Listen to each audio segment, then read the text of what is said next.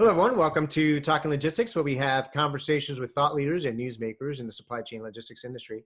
It's my great pleasure to welcome today's program John Martin, Vice President at MercuryGate, and Brian Thompson, who's Chief Commercial Officer at SMC3. And today we're going to talk about closing the gaps in supply chain visibility. Now, not having visibility to your shipments, your orders, your products is an ongoing challenge for companies across all industries. Some companies may have, good visibility to certain aspects of their supply chain, and they may have poor visibility or, blind spots in other aspects, such as transportation. So how do you go about identifying and closing those visibility gaps? How are new capabilities and technologies helping in this effort? And then ultimately, what are some of the benefits? Well, that's the topic of today's conversation, and it's great to have, both John and Brian with us today to kind of share their insights and perspective and advice on this topic. So John, Brian, welcome to the program. Adrian, thank you. And Brian, it's good to talk to both of you. I'm looking forward to this conversation. It has stirred a lot of thought in my mind. So looking forward to our conversation, and thanks for hosting this. Yeah, thank you, Adrian, again for inviting us. And John, I look forward to sharing our thoughts together. It'll be an interesting show. Yeah, no, absolutely. I mean, this is a topic, that's evergreen, right? I mean, it's always, companies continue to struggle with visibility, and the challenge seems to only be, getting greater as time goes on. So John, let me start with you. In your role, you get the opportunity to work with a lot of different clients. I mean, in your experience, working with them, I mean, what are the biggest gaps in supply chain visibility, and why do those gaps still exist? The things that come to mind immediately for me is the growing complexity of transportation. We have more participants in the network than ever before, and now international transportation for our customers seems to be much more of a requirement than it was in the past. It's not okay to merely focus on whatever continent I happen to be in or whatever country. I think that the thoughts that come to mind for me is that all forms of transportation can be complex, and especially freight transportation. If Star Trek were somehow a prophecy for the future and we have transporters in the future, then we can move anything or anybody from any place to another place at any time, but we don't have that luxury now. So for now, things on this planet move with different methods, and in the context of freight, different modes. And every mode has its own advantages and constraints. So for example, air is fast, but it cannot get from any point to any other point, and it tends to be expensive. The number of providers, methods, geographical limits, boundaries, they're practically unlimited. And having visibility requires interaction with all these systems and data points and exchange of data for maximum visibility.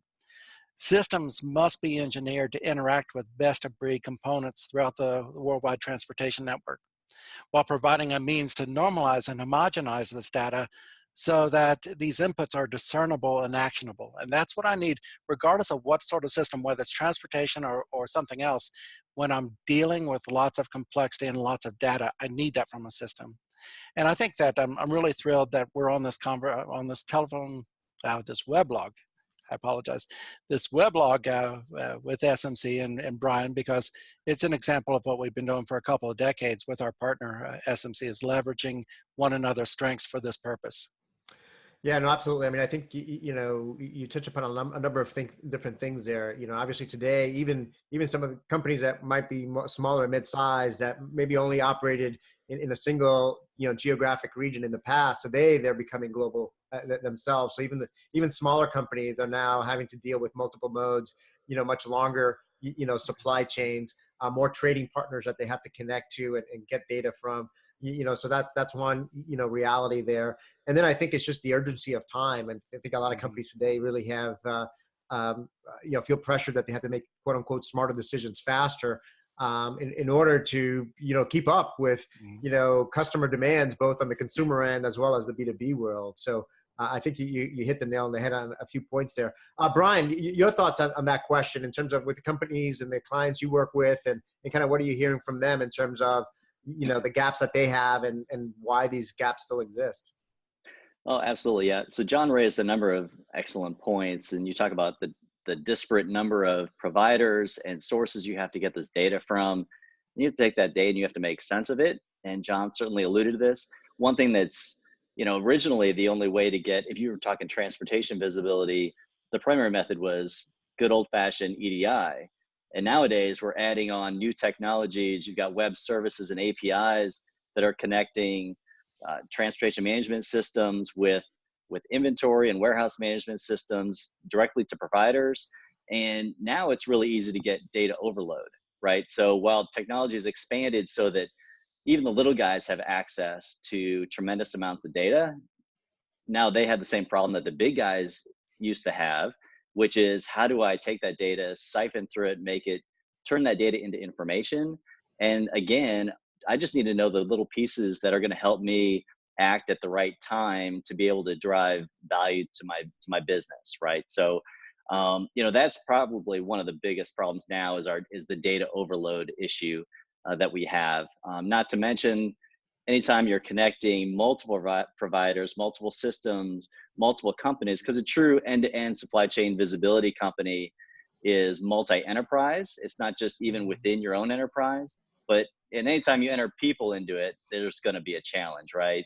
And so Yep. you need these collaboration hubs to communicate suppliers with vendors, with the warehouse management, and with the shipper and the carriers. That's a lot of parties involved just to manage a supply chain from end to end, whether the shipper be big or small. Yeah, no, great point there. I think the information overload and data overload is a great point. I mean, I was at a conference recently. One of the keynote speakers, I think, said it best. That she said, we're at a point in time where companies arguably have the most data that they've ever had in the history of the business world, yet they have the least amount of insights, right? And I think it kind of speaks to that, because I think ultimately you have to convert that data into insights, so then you can take some action.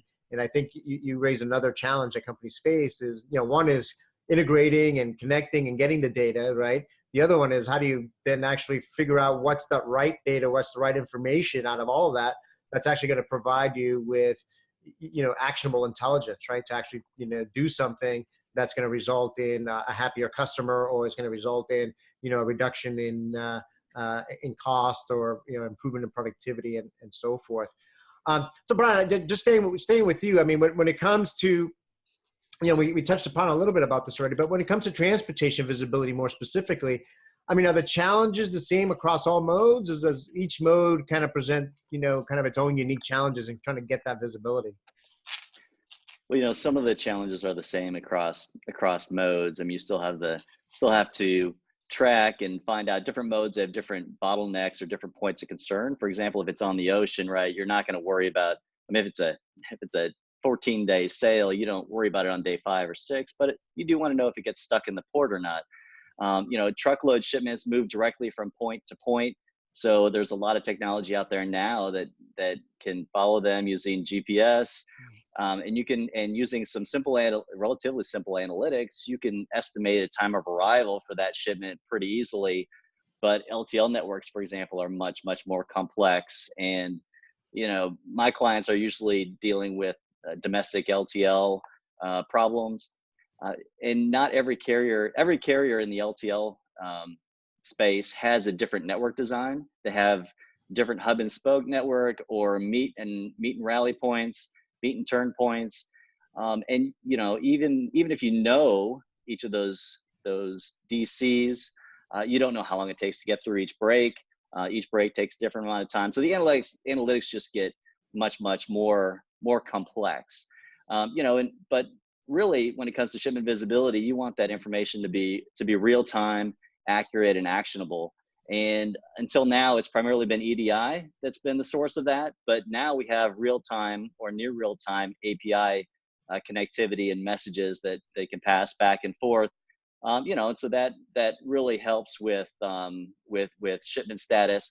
Not all modes, though, are at the same point in their maturity in adopting these API status messaging points. If you're a 3PL and you're connecting to 20 or 30 carriers, integration into carrier APIs can be time consuming, difficult to manage, and painful to maintain. And that's where, there are partners out there now, though, that didn't exist 3, 4, 5 years ago that can help with that process to get set up, integrate and manage those integrations to the carriers, and then also standardize the messaging back, because every carrier has their own individual messages and codes that mean different things for the status of the shipment. So you really need to leverage those partners in order to consume this data in near real time. Yeah, no, that's a good point. I mean, even with, whether it's EDI or it's, APIs, I always talked about kind of integration. We live in a Tower of Babel type of environment, right? Where everyone's kind of speaking a different tongue, if you will. So even though you've got these standards and these technologies, every company, every carrier, every shipper, every receiver, they want to receive data in a certain way, or they want specific types of data and all that. And, being able to do those mappings or be able to present the data and information in the context that whoever is receiving it wants to see it in, is part of the challenge there. John, your thoughts when it comes to transportation visibility, challenges across different modes. Anything you want to add there, particularly on the international side? Yeah, the things that Brian said just had my mind racing. And when you think about, like, a great management system should be able to easily model what you're actually trying to manage. So in the abstract, if we think about, like, I grew up watching the Brady Bunch, and on the Brady Bunch, Mike Brady, he had blueprints, and then he would build a little model of the house, and then you'd build the actual house. It's the same thing with a great transportation system. And for visibility, I need to be able to model what's actually happening in the real world, which on the surface, we think that, well, that shouldn't be so difficult. But when Brian mentioned, like, a hub and spoke network, that really spurred my thinking, because when you think about each country, each country's politics, their geography, their economic policy, all those things shape how you move freight in that business. We have a lot of land area, we have a lot of population, and we have a federal government structure where you can do business in one state just as easily as another state. Those state boundaries are very much dotted lines, so I can do interstate commerce easily. So we have large national carriers, we have hub and spoke networks, and that works well. But if we turn our attention to Europe, in that case, I do have, even though you've got the EU, you still have some impediments to trade across borders. You've got higher fuel taxes. You have other and more population and a denser landmass, so that shapes the sort of equipment and the modes of transportation and how that transportation is priced. And then you take something and then go to somewhere like New Zealand. So that entire country is the size of New Jersey, and the majority of your freight is coming from overseas. So it's a whole lot of ocean combined with trucks, but it's not a lot. You don't need a lot of variety in the nature of the trucks. All those things, and I know it seems like kind of a tangent, but really, I need a system that can replicate my real world transportation models well, and then I can begin to consider visibility. So if a system fails to recognize the concrete constraints for each shipping lane, then, and even multiple lanes of transportation and multiple legs, that system and that combination systems will result in inefficiencies and a lack of visibility. So I do need a system that can model a large model that reflects what I'm doing in my business, and not break this down into silos. Right. No, I think that's a great point, because I think, particularly if you're a large corporation that's operating in multiple geographies, using multiple, modes of transportation, so on and so forth. If you really start drilling down, right, you want to be able to, at the rolled up level, you want to be able to compare apples to apples, if you will. But then at the operational level, you have to also respect the fact that, the way transportation is managed and the constraints and the types of data you might need and collect here in the United States is going to be different than, like you said, in New Zealand. It's going to be different than it might be in Japan or China. It might be different in other parts of the world. So, having that flexibility from a TMS standpoint, let's say, to be able to model those constraints, those business rules, and the way transportation is done in those local areas, I think is part of that foundational layer that's required, so that when you ultimately build that visibility, you trust it, and it's a reflection of what's really happening in each of those areas. So Brian, going back to you now, let's talk about, closing those visibility, gaps. I mean, what's the first step? I mean, how do companies get started, here? Well, I think the first thing to understand is that there's no one size fits all solution. Everyone's going to have their own individual needs and areas where and level of maturity along the path of supply chain visibility. Realize that, first of all, set your goals, understand your business objective, and where do you expect to receive the most value from supply chain visibility. Visibility in and of itself is not the goal. It's to drive value. Maybe it's getting products to market more timely, or hitting ever tighter and tighter delivery windows forced by retailers. Maybe it's ensuring the product is on the shelf at the right time and limiting your inventory and process, maybe keeping the supply lines open without, obviously without overly high inventory costs. So the first step is to understand your readiness. What are your goals? And then figure out what your state of readiness is to tackle those goals, right? You're going to have a unique set of data needs, information needs. Luckily, there are many providers out there today, such as Mercury Gate and SMC3 and many others out there that have already created solutions for these problems. And there are use cases that are likely very similar to anyone's needs that wants to achieve end-to-end supply chain visibility. So there are lots of resources out there, and not lots of places to start. No, you raised something that I think it's very important, because whether it's visibility, or certainly it's something that I'm seeing a lot around where some of the other, buzz terms out there, whether it's, blockchain or machine learning and AI and everything else. I mean, I think the biggest mistake companies can do is, race to invest in any kind of technology without first identifying the business opportunity or the problem or the challenge that they're looking, to address. It's to say, yeah, we're going to implement a visibility solution, but without saying, well, what exactly are we trying to accomplish here, right? By having greater visibility, I think it's a, you end up wasting, time and effort and resources because you really don't know what the destination is, or what the goal is. So I think what you said, it makes a lot of sense. And really, part of that is understanding, what are the metrics, right? What are the metrics that you're looking to improve upon? And those metrics can be transportation oriented, they can be customer service oriented, they can be inventory oriented, but really identifying those metrics that you want to, have visibility, have an impact on. And then that dictates then what kind of data you need to collect, and what format that should be in, and so on and so forth. So I think that's a great, first step. John, anything to add on that question? No, I think you guys are spot on. And and I don't think I have a whole lot to add. The only thing that occurs to me in the conversation that you were having so far, it reminds me of one of my favorite illustrations. Vince Lombardi, the great football coach, he would start every season by walking into the locker room and holding up a football and say, "Gentlemen, this is a football." And his playbook, his offensive playbook, were variations around one play, is just do the right thing and do it right.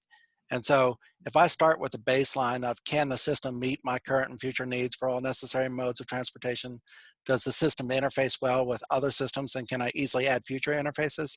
And most importantly, does the system accommodate my business process? Ideally, do I have some type of workflow that mirrors my business? That's the foundation. If I get those fundamentals right, then making sure that all the other details, those are super important. But if I get the foundation right, I'm starting in a good place.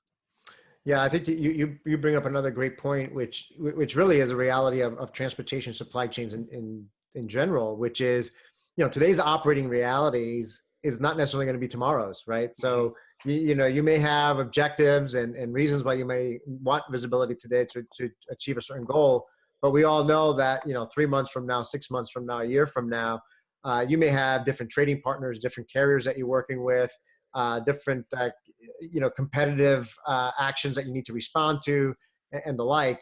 So being able to continuously adapt and have that flexibility to move in wherever direction the market or customers are taking you, I think is critically important.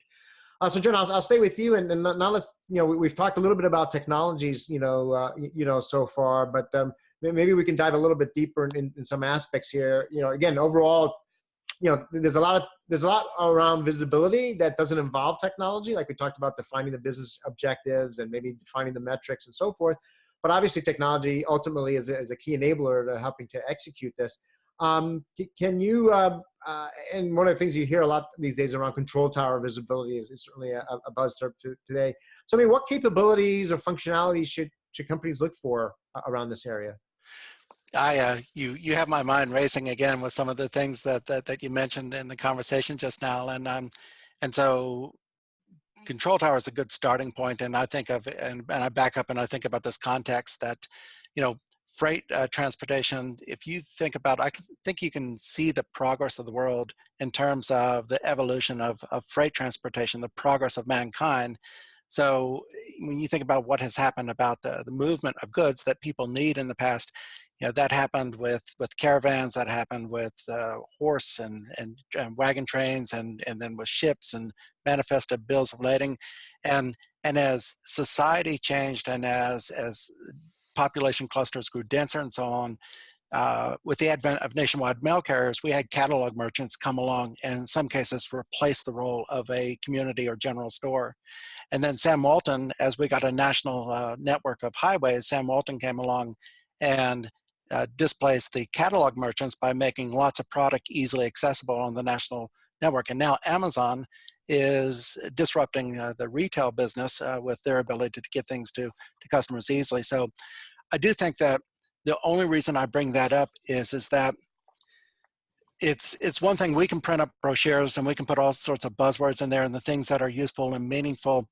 But if we don't recognize the context of the world that we live in right now, it's easy to chase features rather than important functions. That being said, I think control tower is table stakes. I think that control tower, multi-mode, SaaS technology, and ease of integration, those are gotta haves. There's no compromise on that.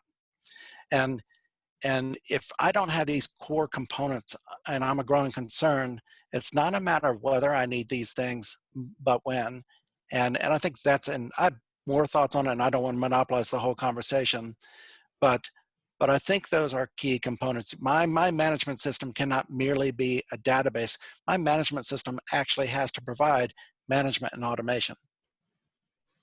Yeah, no, I think you hit. I think that's a great point in terms of, number one is the ability. I mean, I'm gonna try to kind of unpack some of the things you said there. You know, one is, I thought it was an interesting kind of evolution there of kind of the particularly the retail industry, and right, and how you and I as consumers buy things. But the fact is that continues to evolve and change. And obviously, one of the big things that's happened with e-commerce has been the growing role of parcel, right, and how parcels become a much more important mode of transportation. For virtually all companies today, where, 10, 15 years ago, a lot of companies, parcel was, non-existent, or just something that they used to, in the mailroom, to ship out letters and stuff, and packages to just a small number of companies. But we see kind of that growing role in dominance today. So you need a system that obviously, like we talked earlier, is able to adapt to the different modes, and adapt to different business constraints and realities and business processes as they come up, because they're going to change, over time. I think what you brought up in terms of, being able to automate those areas. I mean, I still see a lot of companies that are working with, spreadsheets and fax machines. There's still a lot of paper-based, transactions taking place out there. And I think a lot of companies were able to get away with it, if you will, up until now. But I think it's becoming clear that, moving forward, companies are going to have a more difficult time getting away with paper-based processes. So, the ability to automate those areas where, maybe you're just throwing people at the problem right now. And these technologies are mature enough and table stakes, to your point, that, they're proven, they've got a great history and ROI around them.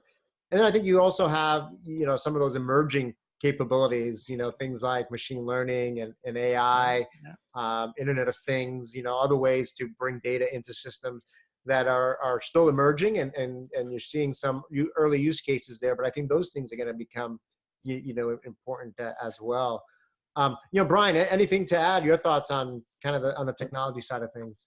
Well, I think you guys did a great job covering it. I agree that if you don't have control tower visibility to all of the different systems within your supply chain, whether you need shipment visibility, price visibility, inventory planning, warehouse, partner connectivity, then you're way behind the eight ball. And then, the only last capability I'd really add is you, all of this data needs to be, and we've already touched on it several times in this conversation, it needs to be actionable. You need to be able to drive insight from it. And, that control tower, there really has to have that capability in order to, and the analytics behind it to drive that insight for you and for the organization to really give you the value that you need.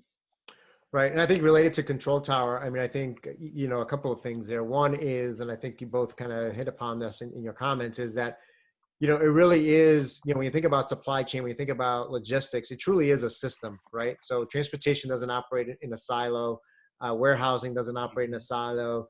Inventory management doesn't operate in a silo. So, really is bringing that unified visibility and understanding how all those pieces work together as part of the system. I think that's a key component or objective of this control tower,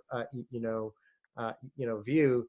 And I think, secondly, the other aspect of control tower is that, a lot of times it's got to be actionable. Like you said, the information that ultimately gets presented is something that you have to, that's going to make sense for the user. And it's something that, they can quickly recognize what's happening, get some insights, and then ultimately take some action that's ultimately what's going to drive, the business value there. So John, you kind of moving on, we're getting short on time here. So I'm just going to get just a couple of more questions here. Why don't we talk a little bit about, some examples of how, with some of the companies that you've worked with, perhaps, of how closing the gaps in supply chain visibility delivers, business value. Sure. So I have a couple of quick examples that come to mind to me on this front, and it's again the benefit of having a single comprehensive multi-mode system. So we have a customer that started with us more than a decade ago, and when they came to us, they had $15 million worth of freight spend. Most of it was distributed throughout North America, but that just happened to be their business. The important thing here is that their parcel and their LTL and truckload were completely distinct from one another. So like a lot of shippers, they relied on kind of paper and rule of thumb routing guides. The net of this is the nature of their freight. Their shipments would run anywhere from a couple of pounds to several hundred pounds. So that when they implemented the system, initially, they didn't do shipment and route optimization. They got the benefit of rate optimization. So getting the right carrier in the right lane at the right mode, whether I'm doing a zone 2 move or a zone 3 move or a zone 8 move. Their freight spend immediately went from $15 million annually to $12 million. And then once they implemented the shipment and route optimization along with the rate optimization, their freight spend went from 15 to 12 million to $7 million annually, shipping the same product in the same lanes to the same customers at the same weights, but using the right mode of transportation to accomplish their task. On the other hand, I think about, and that's kind of an outbound scenario, we also have a customer that recently, they're very efficient in what they do in the way of outbound. They combine fleet and they provide common carriers and they do some good things, but they never gave a lot of thought to their inbound. They didn't think that there was a lot of opportunity in inbound. And they looked at their inbound operations and they set out with a goal to save $250,000, approximately a little bit less than $250,000. And as they optimized their inbound freight, they wound up saving more than $1 million. And again, bringing the same product into the same warehouses and the same stores, doing the exact same thing, but using a management system in the way that it should be leveraged in order to let the system do the heavy lifting and give themselves a bottom line advantage, and they can pass that on to their customers and to their shareholders for their benefit without changing anything in the way that they produce and acquire their product. No, great examples there. And I think, I think you hit upon a few things there that I just want to elaborate on a little bit. One is, a lot of companies still manage their transportation in silos, right? So inbound separate from outbound, maybe parcel separate from, the private fleet separate from common carrier. I think one of the things about visibility, and particularly in the context of a TMS, is the ability to take a more integrated, holistic view of your transportation operations that can then identify those opportunities where you can optimize, inbound and outbound and across modes and across geographies, perhaps, where it makes sense in a much more integrated fashion. And that's where a lot of this value comes through, right? Absolutely. Yeah, that's it. We're singing the same from the same songbook. Great. Brian, any examples from your end? Sure, I've got one. I mean, John's was a great example of how you can take a complex transportation setup and utilization of multiple modes to really optimize. Mine's more specific around really getting process efficiencies from a network and a system that's been in place for quite some time. We had a large 3PL that was using predominantly EDI for their tracking, but they wanted to be more real time with their status updates. They had a few failures that they didn't receive in time to be able to manage the disruption to their customers, to the supply chain. So they engaged us to start getting their status updates automated via API. And they realized about 20% time savings, not just from the real-time API connectivity, but also because it was employed in a way that was intelligent, that basically brought exceptions, to the surface quickly so that they could counter those disruptions before they really impacted the customer and make some adjustments on the fly. And now that customers working on automating their dispatch through APIs, and expects to reduce labor hours on those activities by 20%. Oh, they did experience about 20% time savings on the tracking API system through the automation, through the intelligence and exception handling improvements. Yeah, another great example. I think, a lot of times when we think about transportation, we sometimes think about, the reduction in rates, right? And fuel surcharges and all that. But there's the time component and the labor component. There's a lot of savings to be had in those fronts, as well. So I think that's another, good example there. Yeah, go ahead. I'm sorry, Adrian, but you think about, the time savings, and it's not just saving time. It's about how could those resources be redeployed towards more revenue and value generating activities. Could they be, obviously there's the customer satisfaction improvement that you get from managing those disruptions before they become disruptions, but also increase sales and other efforts that can really drive the revenue. You're a solutions provider now instead of just a track and tracer for a customer. Absolutely. Great point there. Well, Brian, I'm going to stick with you here for the last question, and then John, you can provide your perspective as well. As a way to wrap up, I mean, what questions should supply chain logistics executives then, ask themselves to assess whether they have the right capabilities in place to close those gaps in their supply chain visibility? Well, I think it's important first to note that supply chain visibility solutions are available today. They're already out there. They're on the market. There are providers out there. So it's important to take that first step and start receiving some value from that. First, I'd ask, are you leveraging APIs and web capabilities to achieve real-time information? Make sure you've got a clear understanding of the business benefits that you'll obtain through this improved visibility, and make sure you choose your partners carefully. The partners that you choose, they've got complete unfettered access to your very private, confidential business information and data. And you want to make sure that they're, number one, a credible provider, they're financially stable, and have strong data security safeguards, but also, make sure that they treat your data as your property and not as their product. So make sure they have your best interest at heart. And there are many providers out there that can help you achieve your goals and give you long-term satisfaction with your supply chain visibility solution. Great. John, your thoughts? Yeah, I agree with the things that Brian shared with us, and consistent with what he shared. I think about if I'm looking for a solution, then I do want to find a solution that I can grow and scale with. So we like to look at our solution as the last TMS that you'll ever have to buy. Regardless of if I put any type of enterprise system in place, there's risk and expense involved in that. I don't want to do that every so many years. So I want to select a provider that has experience, expertise, financial strength, the ability to scale. I don't want to do this over and over again. And and not boasting about what we do, but we don't have customers come to us and say, we've outgrown your solution, we have to find something bigger. We already had that solution for them. And that's, I think that's, we see value in looking for a solution like that. Great, great. So, flexibility, the agility, to really adapt to whatever market conditions, lie ahead. I think going back to the visibility point and some of the things we talked about in Control Tower, I think it's important to note that a lot of times with Control Tower visibility, it's also not just visibility to the shipment or the truck, but it's also having that nested visibility as well, right? Because you want to be able to then connect, drill down from a shipment to an order to the SKUs that are, in that area.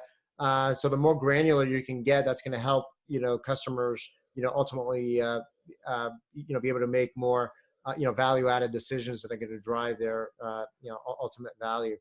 Well, John and Brian, like I always say at the end of all our episodes, we always just manage to scratch the surface on these topics, but we certainly covered a lot of ground today.